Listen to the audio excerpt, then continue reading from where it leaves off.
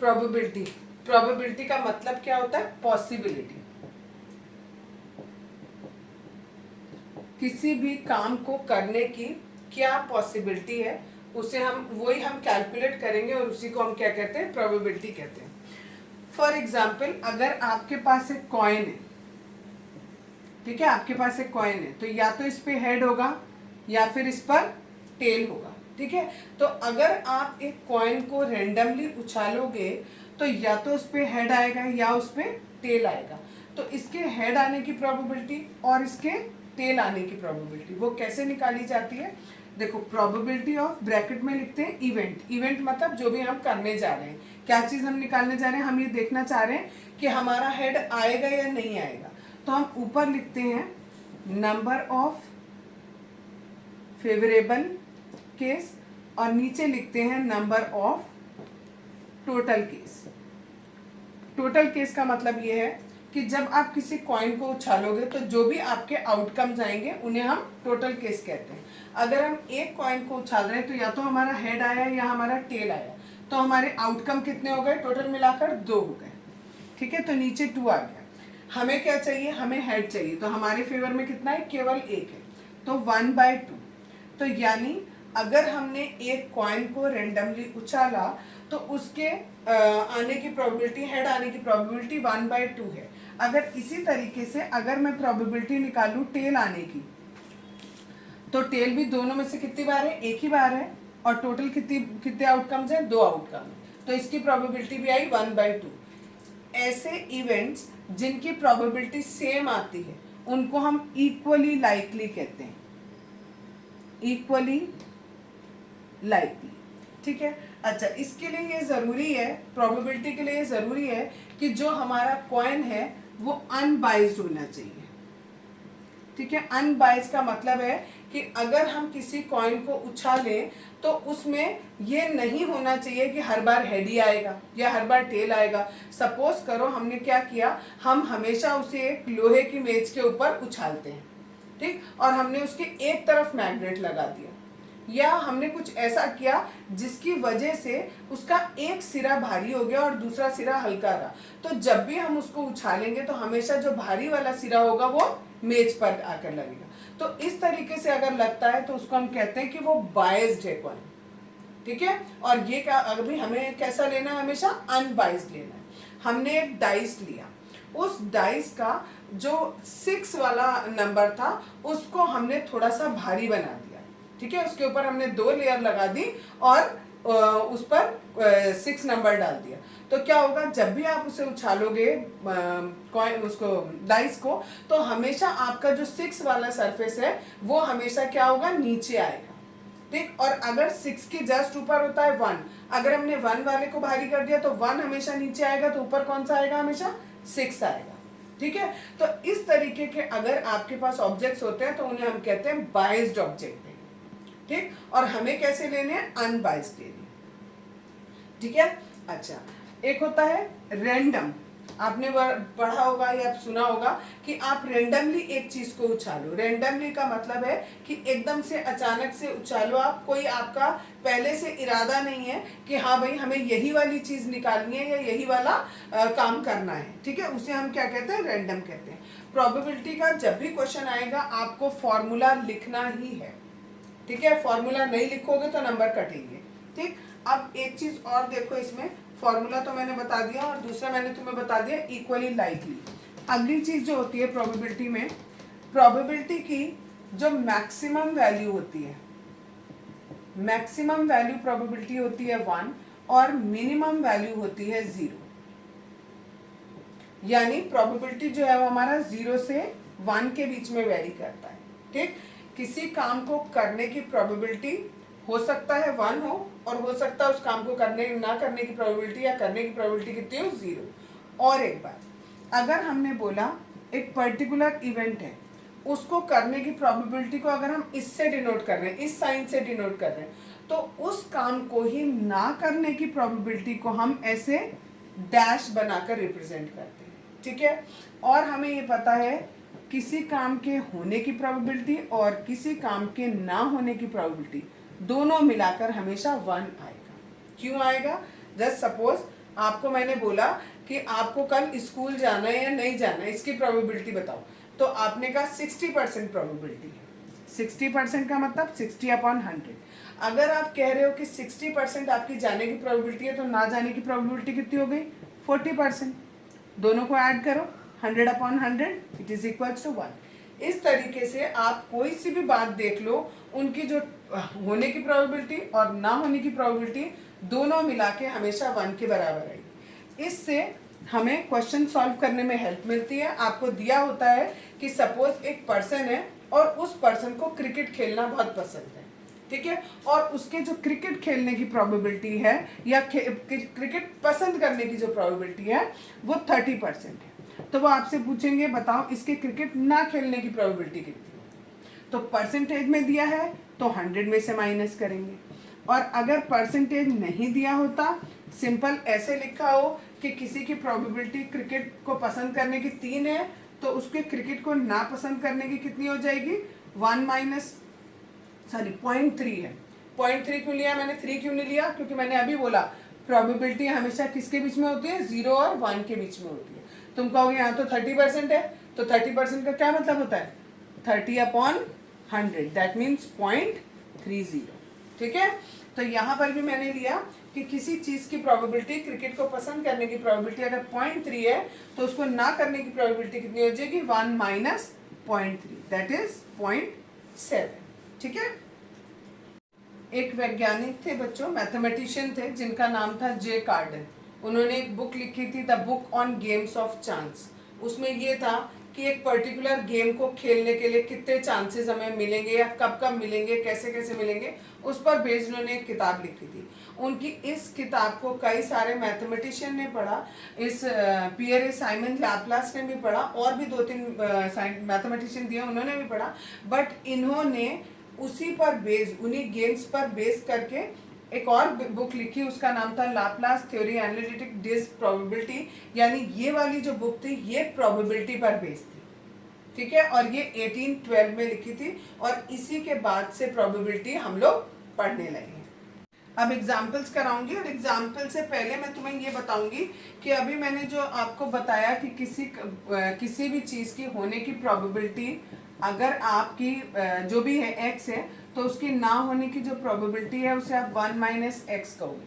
तो इन दोनों को एक दूसरे का कॉम्प्लीमेंट कहा जाता है, ये भी याद रखना, ठीक है। सॉरी, दिस कॉम्प्लीमेंट, एक दूसरे का कॉम्प्लीमेंट इवेंट भी बोला जाता है।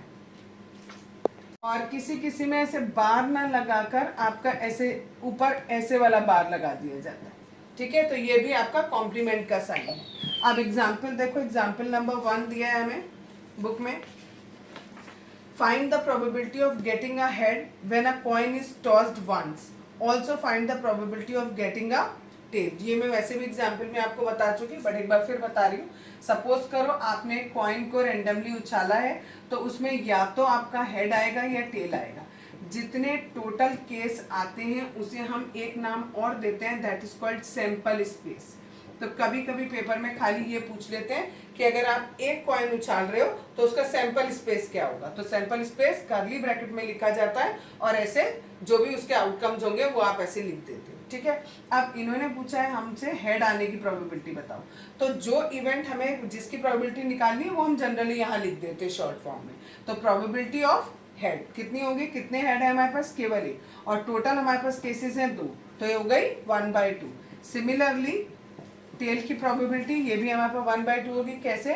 टेल है हमारे पास 1 और टोटल है हमारे पास 2। Example number 2, a bag contains a red ball. एक रेड बॉल है इसमें, a blue ball, a yellow ball, and all the balls being of the same size. सारी की सारी बॉलें एक साइज की हैं। Kritika takes out a ball from the bag without looking into it, what is the probability that she takes out the yellow ball. पहली बात हमें प्रोबेबिलिटी निकालनी है येलो बॉल की। इसके अंदर येलो बॉल कितनी है? केवल एक। टोटल बॉल कितनी है? 1 2 3, तो प्रोबेबिलिटी हो गई येलो बॉल की 1/3। इसी के बाद उन्होंने सेकेंड पार्ट में दिया है रेड बॉल की प्रोबेबिलिटी बताओ। रेड बॉल है 1, टोटल है हमारे पास 3। नेक्स्ट हमें ब्लू बॉल की बतानी है, सेम होगी क्योंकि यहाँ पर ब्लू बॉल 1 है और टोटल है हमारे पास 3। अब क्योंकि इन तीनों की प्रोबेबिलिटी देखो बराबर आई है, तो दैट मीन्स कि ये सारे के सारे इक्वली लाइकली हुए। ठीक है, ये मैं एक्स्ट्रा बता रही हूँ, ये बुक में नहीं पूछा है, लेकिन ये मैं बता रही हूँ कि ऐसी प्रोबेबिलिटी जिनके सबके सेम प्रोबेबिलिटी आती है उनको हम इक्वली लाइकली कहते हैं। Example number 3, suppose we throw a dice once, what is the probability of getting number greater than 4। देखो सैंपल स्पेस को मैं ऐसे लिखूंगी, अगर आप एक डाइस को उछाल रहे हो तो आपके पास 1 2 3 4 5 एंड 6, ये 6 में से कोई सा भी नंबर आ सकता है। अब पहली प्रोबेबिलिटी उन्होंने पूछी है हमसे ग्रेटर देन 4, ग्रेटर देन 4, 4 से बड़ा हो। ठीक है, 4 से बड़े कौन कौन है, 5 और 6। तो हमारे फेवर में केवल दो नंबर है, 5 आएगा और 6 आएगा तो ग्रेटर हुआ। ठीक है, और उससे पहले क्या आएंगे तो वो ग्रेटर नहीं हुए, और टोटल मिलाकर कितने केसेस हैं, 6। अगर ये आगे सिंप्लीफाई होता है तो आपको सिंप्लीफाई करके ही लिखना है। ठीक है, अगर आप सिंप्लीफाई करके नहीं लिखोगे तो नंबर कट सकते हैं। सेकेंड केस इसमें पूछा है what is the probability of getting a number less than और इक्वल टू 4। अगले में बोला है लेस देन हो और इक्वल टू हो किसके, 4 के। 4 के या तो बराबर हो या लेस हो, तो ये 4 केस जो है वो हमारे फेवर में आ रहे हैं, तो हम लिखेंगे 4/6। इसको 2 के टेबल से कट करेंगे तो दैट इज 2/3। एग्जाम्पल नंबर 4 बताने से पहले मैं प्लेइंग कार्ड्स के बारे में बता रही हूँ आपको, क्योंकि जो 4th एग्जाम्पल है वो प्लेइंग कार्ड पर बेस्ड है। प्लेइंग कार्ड कितने, टोटल मिलाकर हमारे पास 52 कार्ड्स होते हैं, जिनमें 13 के 4 डिफरेंट सूट्स होते हैं। पहला होता है हमारा डायमंड, ये रेड कलर का होता है, 2 रेड कलर के होते हैं और 2 ब्लैक कलर के होते हैं। ठीक है, रेड कलर का होता है, इसको कहते हैं हम डायमंड। दूसरा होता है हार्ट, ये 2 रेड कलर के होते हैं। ब्लैक कलर का एक होता है क्लब, ठीक है, और एक होता है स्पेड। इसमें भी 13 कार्ड, इसमें भी 13, इसमें भी 13 और इसमें भी 13 होते हैं। अब 13 में होते कौन कौन से हैं, सबसे पहले एस से शुरू करते हैं।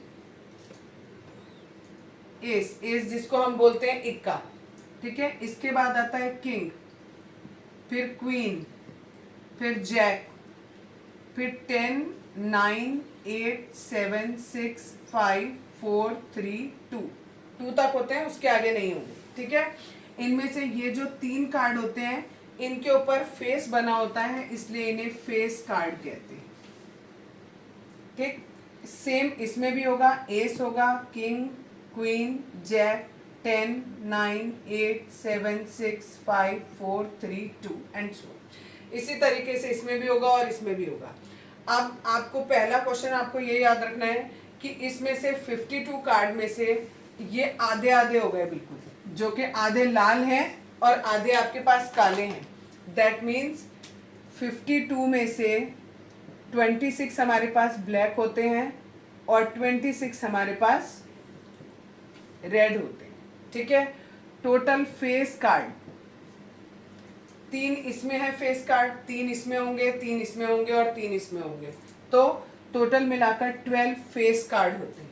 ठीक, अगर हमसे एस पूछा जाए, एक इसमें, एक इसमें, एक इसमें और एक इसमें, 4 एस होते हैं।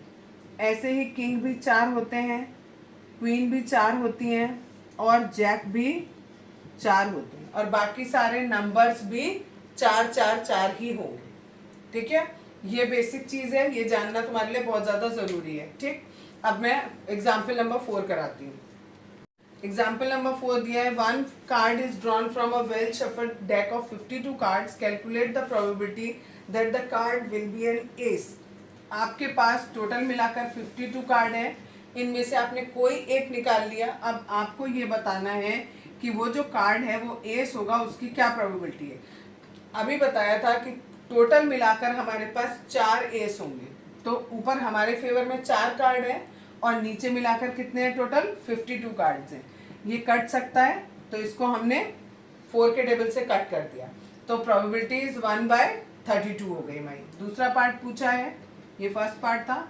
अब पूछा है नॉट एन एस। नॉट के लिए मैंने अभी बताया था 1 माइनस कर दो, दिस वन, ठीक है। 1 माइनस 1/13 एलसीएम लेके सॉल्व करोगे इट इज 12/13 आ जाएगा, ठीक है। और एक तरीका है आपका कि आप यहाँ पर ये गिन लो कि टोटल मिलाकर कितने कार्ड ऐसे हैं जो एस नहीं है। 52 में से 4 कार्ड एस थे, तो दैट मीन्स 48 कार्ड एस नहीं थे। तो अगर आपको नहीं की प्रोबेबिलिटी निकालनी है तो हम ऐसे भी निकाल सकते हैं 48/52। अब हम इसे काट दें 4 के टेबल से, ये 12 और ये 13, तो ऐसे भी कर सकते हैं और ऐसे भी कर सकते हैं। Example number 5, 2 players Sangeeta and Reshma play a tennis match. It is known that the probability of Sangeeta winning the match is 0.62. Sangeeta के मैच जीतने की प्रोबेबिलिटी इतनी दी हुई है। What is the probability of Reshma winning the match? जब ये दो लोग खेल रहे हैं, अगर ये जीत रही है तो दैट मीन्स वो हार रही है, ठीक है। और अगर ये हारेगी तो वो जीतेगी। तो पहले हम इसके हारने की प्रोबेबिलिटी निकालेंगे। हारने की प्रोबेबिलिटी 1 में से माइनस करके निकलती है, माइनस करेंगे तो ये आ जाएगा, यानी ये रेशमा के हारने की संगीता के हारने की प्रोबेबिलिटी है, तो यही वाली प्रोबेबिलिटी, दूसरे नाम दिया है रेशमा, रेशमा के जीतने की प्रोबेबिलिटी हो जाएगी। Example number 6, Savita and Hamida are friends, what is the probability that both will have different birthdays? और दूसरा दिया है द सेम बर्थडे, ठीक है। अगर उनसे बोला है डिफरेंट बर्थडे, पहले पूछा है, पहले हम सेम निकालते हैं। अगर सेम दिन बर्थडे हुआ तो सेम दिन हुआ तो केवल वो एक ही दिन ऐसा होगा जिस दिन दोनों का बर्थडे एक साथ पड़ेगा, और टोटल मिलाकर पूरे ईयर में कितने दिन होते हैं? 365। ये हम एज्यूम करके चल रहे हैं कि it is not a leap year, ठीक। तो प्रोबेबिलिटी कितनी हो गई? 1/356। ये कब है? जब दोनों का सेम डे बर्थडे पड़ेगा, और उन्होंने पूछा है डिफरेंट डे बर्थडे पड़ेगा, that means 1 minus this one, तो that is 364 divided by 365। Example number 7, there are 40 students in class 10 of a school, of whom 25 are girls. Total student 40 हैं, girls 25 हैं, and 15 are boys. The class teacher has to select one student as a class representative. She writes the name of each student on a separate card. The cards are being identical.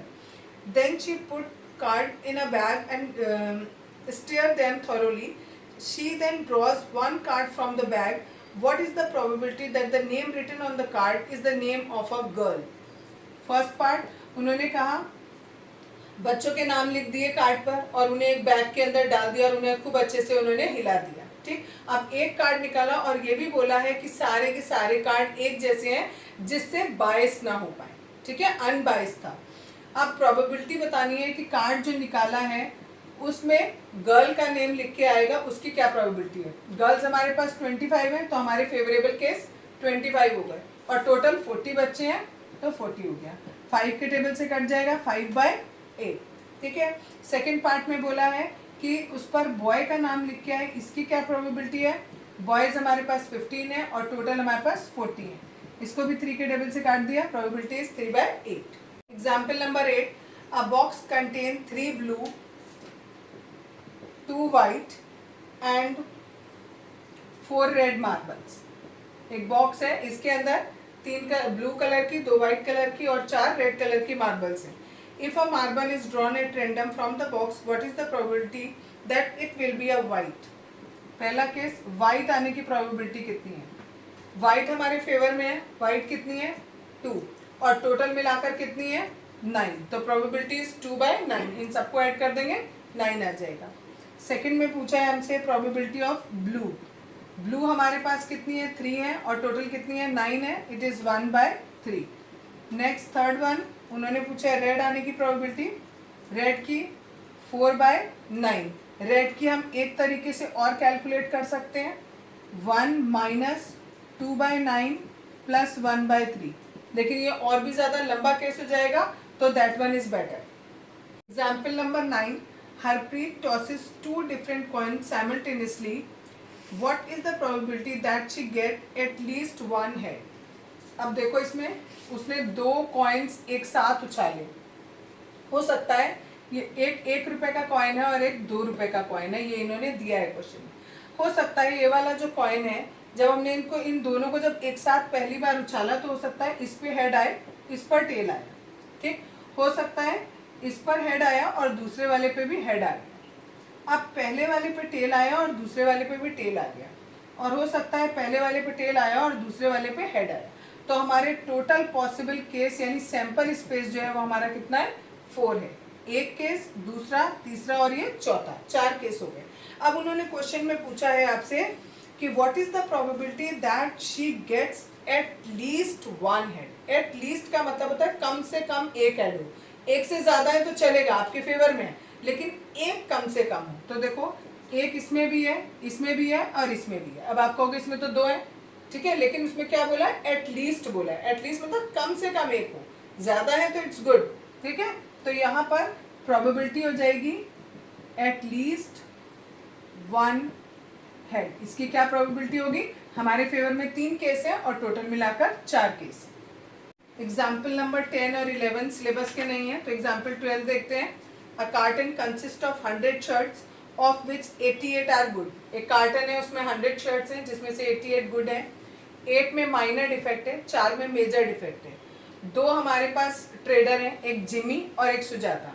जो Jimmy है वो केवल वो वाली shirt accept करता है जो केवल गुड है, और जो सुजाता है वो केवल उनको रिजेक्ट करती है जो जिसमें मेजर डिफेक्ट है, यानी वो ये वाली नहीं लेती, दैट मीन्स ये दोनों वाली वो ले लेती, ठीक। अब पहले पार्ट में हमें बताया है कि एक आपने शर्ट एक्सेप्ट करी और उसे जिमी लेगा या नहीं लेगा, ठीक है, उसकी क्या प्रोबेबिलिटी हो जाएगी। तो जिमी लेता है केवल गुड, तो केवल गुड के लिए 88 शर्ट्स हैं और टोटल हमारे पास 100 है। डिवाइड कर दिया, 0.88 आ गया। और जो सुजाता का होगा वो कब एक्सेप्ट करेगी, जब वो गुड भी हो और माइनर डिफेक्ट हो। गुड के लिए 88 और माइनर के लिए 8, दोनों को ऐड कर देंगे, दोनों हमारे फेवर के हैं। यह आ जाएगा 96 divide by 100, that is 0.96। Example number 30। 2 dice, 1 blue and 1 grey are thrown at the same time. Right all the possible outcome. सारे पॉसिबल आउटकम हमने ये लिख दिए। हो सकता है जो पहला वाला डाइस है उस पर 1 आए, दूसरे पे भी 1 आए। हो सकता है पहले पे 1 आए, दूसरे पे 2 आए। इसी तरीके से 1 और 6 तक लिख दिया। दूसरा केस हमने माना कि पहले वाले डाइस पे 2 आ रहा है, दूसरे पे 1 आ रहा है। हो सकता है पहले वाले पे भी 2 आए, दूसरे पे भी 2 आए। ऐसे ही 2, 3, 2, 4, 2, 6 तक आ सकता है एंड सो ऑन। तो ये सारे हमारे टोटल आउटकम हो गए जो कि मिलाकर है 36। आगे दिया है question, what is the probability that the sum of the two numbers appearing on the top of a dice is 8। यानी जो दोनों डाइस आपने उछाले हैं उन दोनों के ऊपर जो भी नंबर आया है उनका सम आपका 8 आए, इसकी क्या प्रोबेबिलिटी होगी। तो ये हमने केसेस निकाले जो हमारे फेवर में थे। इन दोनों को देखो, दोनों को जोड़ेंगे 8 आएगा। माना ये पहले डाइस पे आया है, दूसरे पे, हो सकता है ये पहले पे ये दूसरे पे। इसी तरीके से और केसेस भी देखें, इन सबको जोड़कर कितना आ रहा है 8। तो हमारे पास टोटल कितने केस हुए, 5 केस हुए जो हमारे फेवर में हुए। तो प्रोबेबिलिटी हो गई 5/36। नेक्स्ट बोला है हमारा सम 13 आए। डाइस में मैक्सिमम नंबर 6 होता है। अगर आप दोनों डाइस को उछालते हो और दोनों पे 6-6 भी आता है तो ऐड करके आपका 12 ही होगा, 13 आएगा ही नहीं कभी। तो उसकी प्रोबेबिलिटी कितनी हो गई, 0 हो गई, क्योंकि हमारे लिए कोई भी फेवरेबल केस नहीं हुआ। नेक्स्ट है लेस देन और इक्वल टू 12। कोई से भी 2 डाइस आप उछालोगे तो उनका सम या तो 12 के बराबर होगा, या तो मैक्सिमम 6,6 आएगा, और या फिर क्या आएगा, उससे कम आएगा, ठीक है। तो सारे के सारे हमारे फेवरेबल केस हो गए। दैट मीन्स 36 हमारे फेवर में होगा और 36 टोटल होते हैं, तो इसकी वैल्यू आ गई 1।